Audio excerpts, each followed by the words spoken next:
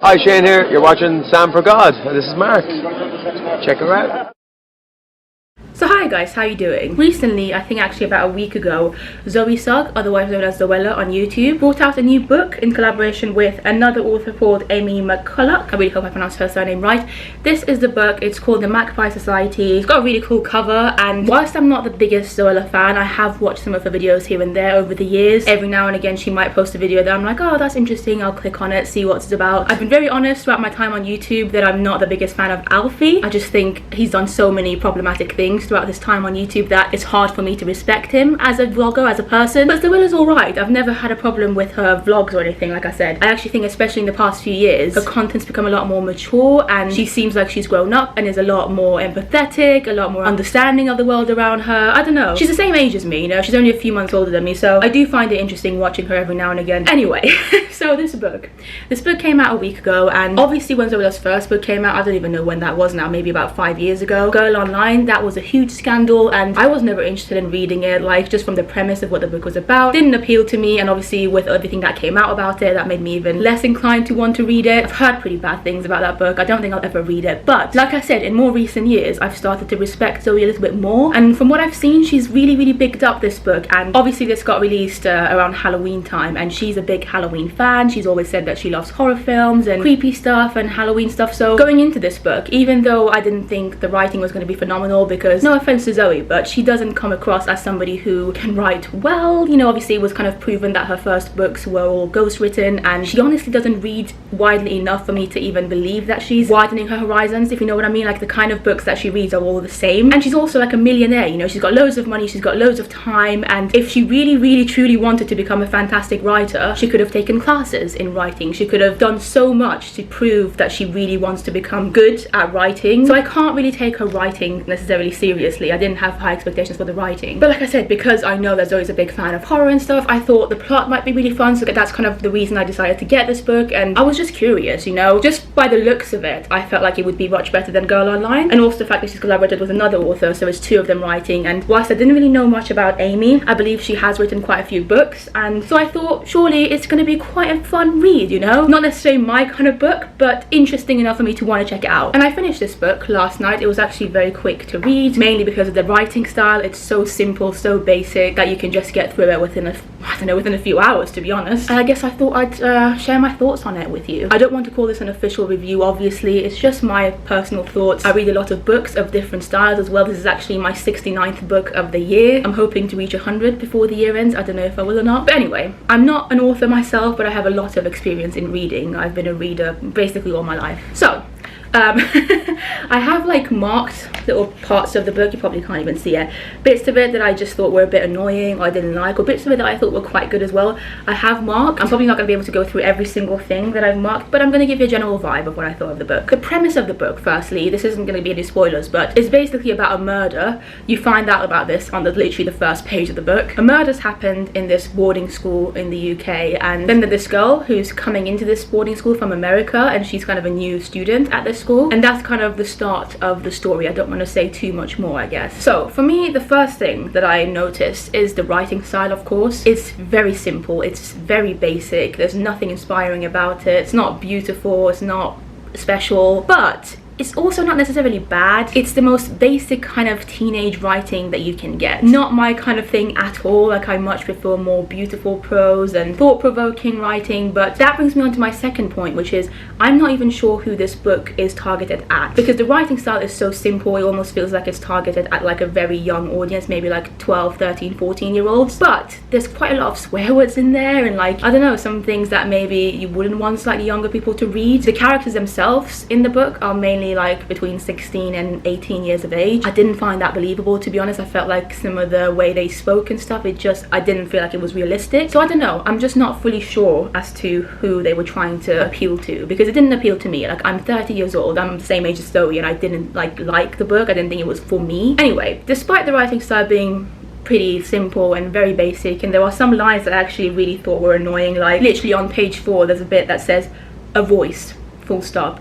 go back to town and call the police, she's dead. I just find that such lazy writing. Like a voice, like that is not writing, you know, a voice full stop, I don't know. It's the kind of writing that requires such little effort. It's like trying to kind of make things scary or show atmosphere by just putting full stops after certain words. I don't know, I don't like it, okay? Having said that, it was still very readable. Like, yes, it's very simple, basic writing. It's not the kind of writing that any reader looking for something good to read is gonna be inspired by or think is amazing, but I will give it to them. I personally didn't spot any spelling mistakes or grammar mistakes, and like I said, it was very easy to read because it was so simple. So well done to them, fair play. Like, if they're trying to appeal to a younger audience, which I think they are, they've done it, you know, they've done well with that. My next point is that the first half of the book, right, is very boring. Like, it's so boring, especially the first, I want to say 80 pages or so. The pacing is so slow, like not much is happening. You just keep reading because it's simple to read and you just want something to happen, but not much happens. And then the second half of the book, especially the last, like, I want to say 50 pages of it, so much happens suddenly that you're like, Lord have mercy. It almost becomes incomprehensible because everything's happening at once and nothing really makes sense, and you don't even really care about what's happening anyway. At least I didn't. For me, I thought when I started the book that the main thing that the book was going for is to find out who is behind the podcast. So basically there's a podcast going on at this school trying to find out how this chick died, you know, the girl that died. Her name is Lola. Again, this is not spoilers, you find all of this out in the first few pages. And yeah, I thought that was going to be the main mystery, but then all of a sudden, literally in the most random way, halfway through the book, I think I actually marked it, yeah, on page 162 you find out who produced the podcast. This book is about 320 pages, so when I found that out, I mean, it was interesting. I was like, okay, fair play. I wasn't necessarily shocked by who the, you know, podcast person was, but it was interesting. I thought they did well with trying to reveal that. But then I thought to myself, what's the rest of the book gonna be like? And unfortunately, by the time the book finished, I still didn't really know what the rest of the book was about. Yeah, it goes a bit weird. So they try to make you care about things that don't really mean much in the second half of the book. I thought the ending of the book especially was just a mess because, like I said, so much happens that you don't even care about. Like, I read the second half of the book, obviously I've read the whole thing, and the pacing does get better in the second half. However, because you now know the main mystery of the book, you're kind of just reading thinking, why am I even reading this? Like, I read it without actually caring about why I was reading it. Who was behind the podcast was something that I actually did kind of find quite interesting and was excited to find out who was the person. But the second half, I'm like, why am I reading this? Why do I need to care about these societies and other things that are going on in the school? Like, it's just, it wasn't engaging enough for me, at least. I am aware that this is meant to be a series of books, and I think the second part of the Magpie Society is meant to be coming out next year in 2021. So I do get it that, you know, they want, you know, to keep some of the story for future books, but I honestly felt quite cheated. I felt like I read the second part of the book for no reason. Like, nothing was given to me, nothing was revealed to me in the second half. It was just pointless. It felt purposeless, and it just ends on such a weird note. Honestly, by the end of the book, you don't even know how this Lola chick died. You have no idea who killed her or if she was killed or anything. So I'm like, why did I read this book, you know? I could have stopped at page 160 once I found out who the person was behind the podcast. I don't know. I just thought it was all a bit of a mess. But let's talk about the characters themselves. So there's two main characters, Ivy and Audrey, and I believe Zoe and Amy have each written one of the characters. I might be wrong with this, so feel free to correct me, but I think Zoe's written most of the Ivy bits, Ivy chapters, and then Amy has written the Audrey chapters. I might be wrong. Audrey is meant to be the American girl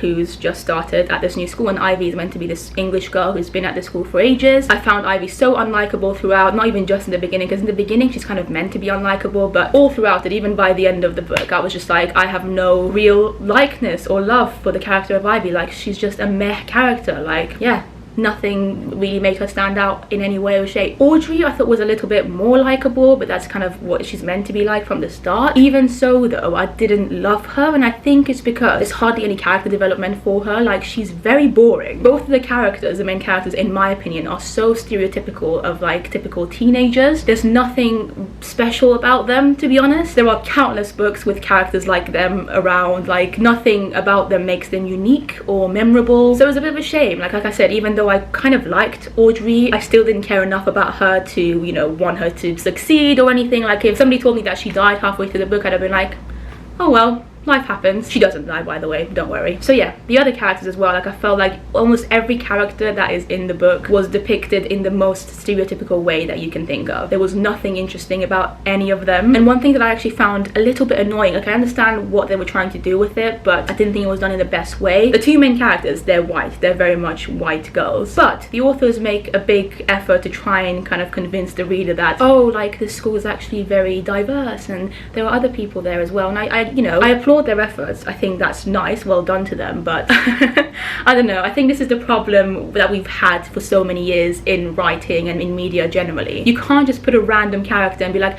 oh yeah, I just spoke to my black friend, and not even develop that other character, like this character's not even important, but you just mention it for a bit in the book just to make sure you cover all bases and people realize that there is a black person in there. I noticed that so much in the book and it actually made me cringe. Like I said, I don't think they meant it in a bad way, but it's literally the problem that has been in writing in books for so many years, and they are now a part of that problem, you know. Even though I understand why they did it, they were trying to, like I said, show that it's a diverse place, but just saying that, oh, like that other student is gay and oh, the other student has brown skin, and not really even write much about the other characters, that's the exact thing that people have been annoyed about for so many years. People using characters of other races and other abilities and other sexualities just as like not even secondary in Zoe's book, like really minor characters that have no importance whatsoever and are literally only there as like the token black person or as a token gay person. I didn't like that, you know. I just thought it was trying way too hard to show that they're like open-minded and stuff, and it didn't work. The plot itself, I thought part of it were unrealistic. I didn't believe some of it. The dialogues as well, Lord have mercy. So the dialogues that happen in the book, especially between Audrey and Ivy, sometimes I found them very annoying and also at times unrealistic. Like thinking back to myself when I was like 17 or 18, I did not speak like that. The problem is they're all such stereotypes. This is the thing. It's like they're carbon copies of each other. It's like when you think of a bunch of teenagers in a school, that's exactly what the characters are. It's a shame because I have, especially this year, read quite a lot of really good YA novels. If you go on my Goodreads, you'll see which ones I've given 5 stars to, but yeah, based on the fact that I'm pretty sure this is meant to be a YA novel, I just didn't think it had anything special to offer. The two main characters are also very stupid.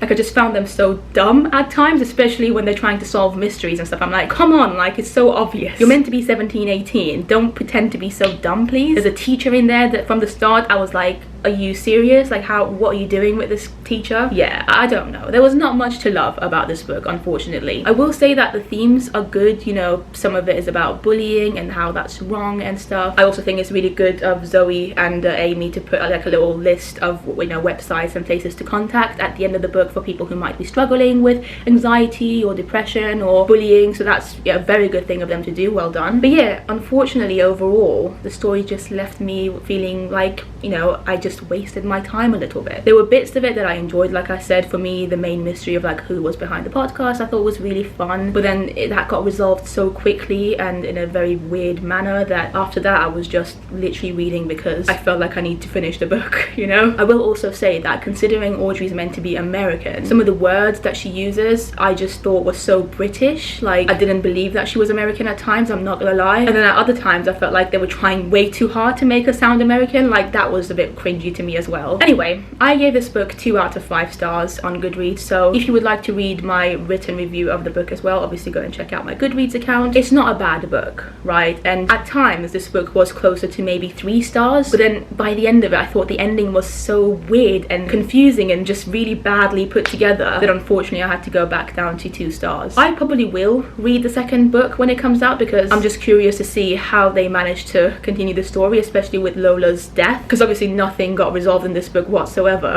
I know, maybe they did this on purpose actually. Maybe they want people to pay more money and get all her other books in the future. We all know that Zoe does enjoy making a lot of money for very little effort. Anyway, that is it. Thank you for watching this video. Let me know if you've read this book and if you have, what you thought of it, because I'm genuinely curious. Like I've read quite a few of the reviews on Goodreads already and some of them have some valid points. I think especially if you're a younger person you probably will enjoy this. I just don't think it's technically a very good book. It's just a meh average book. But yeah, that is the end of this video. Thank you so much for watching. Leave comments down below with your thoughts or any questions that you might have, and I will see you in the next video. Bye.